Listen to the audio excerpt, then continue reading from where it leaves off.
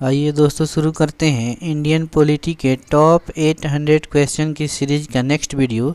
इस वीडियो में हम राज्य की नीति के निर्देशक तत्वों से संबंधित जो भी इम्पोर्टेंट क्वेश्चन हैं जो विभिन्न परीक्षाओं में पूछे गए हैं उनको देखेंगे। तो वीडियो शुरू करने से पहले चैनल को लाइक कीजिए और सब्सक्राइब कीजिए। आइए शुरू करते हैं। पहला सवाल है, निम्नलिखित में से कौन सा उद्देश्य नीति निर्देशक तत्वों में निहित नहीं है? तो कौन सा उद्देश्य जो है नीति निर्देशक तत्वों में निहित नहीं है? तो लोक कल्याणकारी राज्य की स्थापना करना ये है, मद्य निषेध हेतु प्रयास करना ये भी है, सरकार के कार्यों के मूल्यांकन हेतु आधार बिंदु प्रदान करना ये भी है, लेकिन राजतंत्र का प्रसार करना ये नहीं है। तो इस प्रकार हमारा जो उत्तर हो जाएगा बी हो जाएगा। नेक्स्ट क्वेश्चन, नीति निर्देशक तत्वों के संदर्भ में निम्नलिखित कथनों पर विचार कीजिए कि नीति निर्देशक तत्वों के संबंध में जो कथन दिए गए हैं उन पे विचार करना है। पहला कथन है, संविधान के भाग 4 में नीति निर्देशक तत्वों का उल्लेख किया गया है। तो ये बिल्कुल सही है, संविधान के भाग 4 में नीति निर्देशक तत्वों का उल्लेख किया गया है। यह अनुच्छेद 36 से 51 तक उल्लेखित है। तो ये भी सही है, ये अनुच्छेद 36 से लेकर 51 तक उल्लेखित है। भारतीय संविधान में इसे आयरलैंड के संविधान से ग्रहण किया गया है। तो ये भी सही है, बिल्कुल आयरलैंड के संविधान से ही राज्य के नीति निर्देशक तत्वों को लिया गया है। और चौथा स्टेटमेंट है, आयरलैंड के संविधान में इसे जापान से ग्रहण किया गया है। तो ये 4 नंबर हमारा स्टेटमेंट गलत हो जाएगा। 1, 2 और 3 स्टेटमेंट बिल्कुल सही है। तो हमारा इस प्रकार जो उत्तर हो जाएगा वो सी उत्तर हो जाएगा, 1, 2 और 3। नेक्स्ट क्वेश्चन, निम्नलिखित में से नीति निर्देशक तत्वों में शामिल नहीं है। तो कौन सा नीति निर्देशक तत्वों में शामिल नहीं है? तो राष्ट्रीय महत्व के स्मारकों, स्थानों और वस्तुओं का संरक्षण ये शामिल है। अंतर्राष्ट्रीय शांति एवं सुरक्षा से अभिवृद्धि ये भी शामिल है। मद्य निषेध हेतु प्रयास ये भी शामिल है। संविधान, राष्ट्रध्वज, राष्ट्रगान के आदर से संबंधित उपबंध ये राज्य के नीति निर्देशक तत्व में शामिल नहीं है, ये मौलिक कर्तव्य में शामिल है। तो इस प्रकार हमारा 1, 2, 3 सही है, लेकिन डी नंबर जो चॉइस है वो गलत है। नेक्स्ट क्वेश्चन, निम्नलिखित कथनों पर विचार करना है। अनुच्छेद 44 में समान नागरिक संहिता के बारे में प्रावधान है। तो ये बिल्कुल सही है, अनुच्छेद 44 में समान नागरिक संहिता के बारे में प्रावधान है। नेक्स्ट दूसरा स्टेटमेंट है, अनुच्छेद 40 में केवल नगरीय निकायों के प्रशासन की बात कही गई है। तो ये गलत है, केवल नगरीय निकायों के प्रशासन की बात इसमें नहीं है। तो इस प्रकार मेरा केवल एक ही उत्तर सही हो जाएगा और ये केवल एक सही है। नेक्स्ट क्वेश्चन, निम्नलिखित में से किस अनुच्छेद का व्यवहारिक रूपांतरण नीति निर्माण में राष्ट्रीय स्तर पर अभी तक नहीं किया गया है? तो इनमें से किसका राष्ट्रीय स्तर पर नीति निर्धारण में उपयोग नहीं किया गया है व्यवहारिक तौर पे? तो 40 का किया गया है, 42 का भी किया गया है और 47 का भी किया गया है, लेकिन अनुच्छेद 44 जो है समान नागरिक संहिता, इसका उपयोग अभी तक नहीं किया गया है व्यवहारिक तौर पे। नेक्स्ट क्वेश्चन,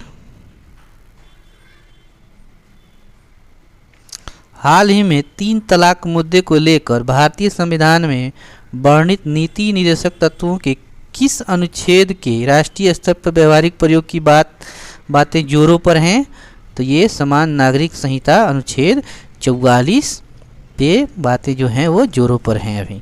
नेक्स्ट क्वेश्चन, कुटीर उद्योगों के विकास संबंधी सलाह किस अनुच्छेद के तहत है? कुटीर उद्योगों के विकास संबंधी सलाह किस अनुच्छेद के तहत है? तो ये अनुच्छेद 43 के तहत है, कुटीर उद्योगों के विकास संबंधी सलाह।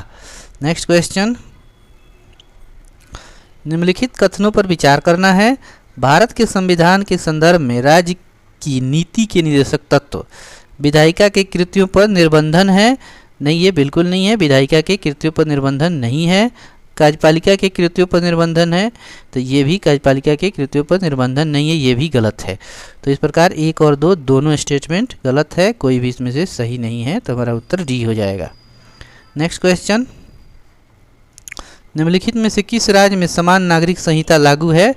तो समान नागरिक संहिता फिलहाल गोवा में लागू है और उत्तराखंड सरकार ने भी हाल फिलहाल में समान नागरिक संहिता को लागू किया है। तो ये गोवा में अभी तक लागू है। नेक्स्ट क्वेश्चन, मूल संविधान में कुल 10 नीति निर्देशक तत्व हैं। तो मूल संविधान में 10 नीति निर्देशक तत्व नहीं है, तो ये गलत है। संविधान के भाग 4 में अनुच्छेद 36 से 51 तक नीति निर्देशक तत्वों का उल्लेख है। तो बिल्कुल है कि 36 से लेकर 51 तक भाग 4 में नीति निर्देशक तत्वों का उल्लेख है। और तीसरा स्टेटमेंट है, अनुच्छेद 38 में 44वें संविधान संशोधन द्वारा भाषा में परिवर्तन किया गया है। तो ये भी बिल्कुल सही है। और चौथा है, 86वें संविधान संशोधन अधिनियम 2001 नहीं है, ये 2002 है। 2002 द्वारा 6 वर्ष से कम आयु के बच्चों की शिक्षा व देखभाल का प्रावधान निहित है। तो ये बात सही है, लेकिन ये 2002 होगा। तो ये 1 और 4 गलत हो जाएगा और हमसे असत्य स्टेटमेंट ही पूछ रहा है। तो इस प्रकार 1 और 4 गलत है। नेक्स्ट क्वेश्चन, संविधान के 42वें संशोधन द्वारा निम्नलिखित में से कौन सा सिद्धांत राज्य की नीति के निर्देशक तत्वों में जोड़ा गया था? तो कौन सा सिद्धांत नीति निर्देशक तत्वों में जोड़ा गया था? तो ये जोड़ा गया था उद्योगों के प्रबंधन में कामगारों की सहभागिता। ये 42वें संविधान संशोधन अधिनियम द्वारा इसे जोड़ा गया था। नेक्स्ट क्वेश्चन, किस संशोधन द्वारा नीति निर्देशक तत्वों को मूल अधिकारों के अनुच्छेद 14, 19, 31 पर वरीयता दी गई थी?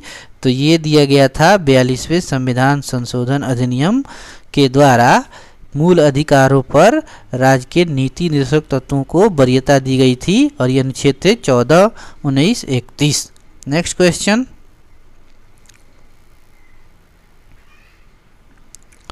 राज्य के नीति निर्देशक तत्वों के बारे में निम्नलिखित कथनों पर विचार करना है और सही कथन बताना है।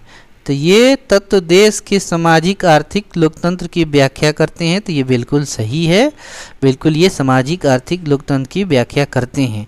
इन तत्वों में अंतर्विष्ट उपबंध किसी न्यायालय द्वारा परिवर्तनीय नहीं है। तो ये भी बिल्कुल सही है, जो राज्य के नीति निर्देशक तत्व हैं ये न्यायालय द्वारा परिवर्तनीय नहीं है। तो हमसे सत्य पूछा है, तो 1 और 2 दोनों सही है। नेक्स्ट क्वेश्चन, नीति निर्देशक सिद्धांत हैं। तो नीति निर्देशक सिद्धांत हैं वाद योग्य नहीं है, क्योंकि न्यायालय द्वारा इसे परिवर्तन नहीं कराया जा सकता है, ये वाद योग्य नहीं है। नेक्स्ट क्वेश्चन, सूची 1 को सूची 2 से मिलान करना है। तो अनुच्छेद 40 जो है ग्राम पंचायतों का संगठन है, उसी के बारे में है ये। अनुच्छेद 41 है काम करने का अधिकार। तो ये भी अनुच्छेद 41 में काम करने का अधिकार की बात की गई है। अनुच्छेद 44 में समान नागरिक संहिता की बात की गई है और अनुच्छेद 48 में कृषि एवं पशुपालन का संगठन के बारे में बात की गई है। तो इस प्रकार जो हमारा A, B, C और D मिलान है, तो हमारा उत्तर जो हो जाएगा वो A हो जाएगा। A, B, C, D 1, 2, 3, 4 ऐसे ही ये मिलान है। नेक्स्ट क्वेश्चन, राज्य के नीति निर्देशक सिद्धांत के निम्नलिखित अनुच्छेदों में कौन सा अंतर्राष्ट्रीय शांति और सुरक्षा से संबंधित है? तो अंतर्राष्ट्रीय शांति और सुरक्षा से कौन संबंधित है? तो ये है अनुच्छेद 51 जो है अंतर्राष्ट्रीय शांति और सुरक्षा से संबंधित है। नेक्स्ट क्वेश्चन, और ये अंतिम क्वेश्चन होगा, संविधान निम्न में से किसके शोषण के विरुद्ध अधिकार स्वीकृत करता है? तो किसके शोषण के विरुद्ध अधिकार स्वीकृत करता है? तो बच्चों के शोषण के विरुद्ध, स्त्रियों के शोषण के विरुद्ध, जनजातियों के शोषण के विरुद्ध, लेकिन दलितों के शोषण के विरुद्ध ये नहीं करता है। तो इस प्रकार उत्तर हो जाएगा 1, 2 और 3 सही उत्तर हो जाएगा।